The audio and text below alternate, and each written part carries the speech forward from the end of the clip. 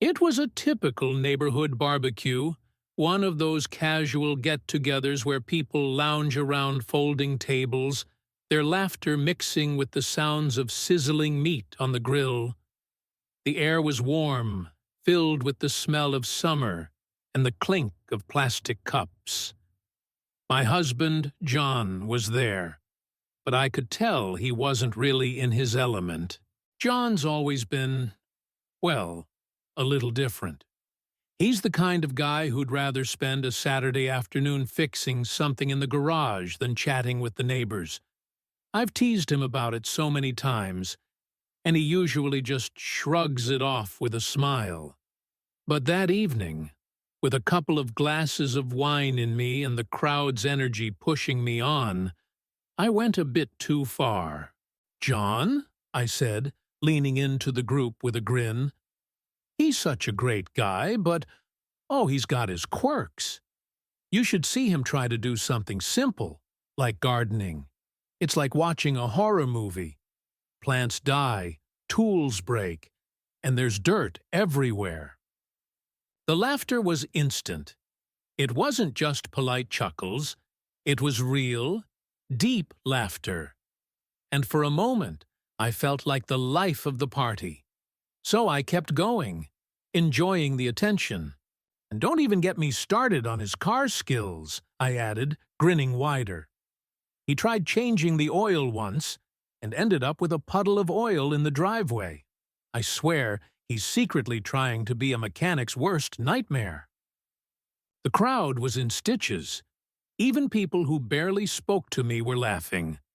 But when I glanced over at John, standing by the grill, his face was neutral, like a blank slate. His jaw was tight, his shoulders stiff. The laughter in my ears suddenly felt hollow. "That's funny, right?" I said, trying to lighten the mood. But his voice, when it finally came, was calm but sharp. "You know what's hilarious?" he said, his tone colder than I expected. 15 years of trying to be enough, only to end up as the punchline of your jokes at a barbecue. The words hit me like a slap. The laughter around me faded, replaced by an uncomfortable silence.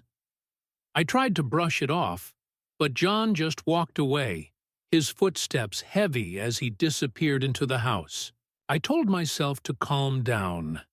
People joke about their spouses all the time, right? But as the night wore on, I couldn't shake the feeling that something was wrong. And then, when John didn't come back, I realized how much I missed him. The next morning, my phone buzzed with messages. Rachel, one of the neighbors, had sent me a picture of John sitting alone in a diner, staring out the window. He looked peaceful, like he was somewhere else entirely. My chest tightened, and I found myself pacing the kitchen, wondering when we had last connected. Really connected. I tried calling him. No answer. I texted him. Nothing. By the afternoon, I was a wreck. So I went to the diner, then to his friend Pete's house, hoping for answers. Pete was blunt with me. "What did you do, Emma?" he asked, his eyes serious. "I don't know," I admitted, my voice shaking. I teased him. I made him feel small. Pete looked at me, then sighed. "Emma, you're his partner, not his comedian." I left Pete's house feeling worse than before. The silence at home was deafening. I couldn't shake John's words echoing in my head. "I'm the punchline." How had I let it come to this? A few days later, I got a letter from John. It was short and to the point. "Emma, I can't do this anymore. I'm filing for divorce. That night wasn't about the jokes.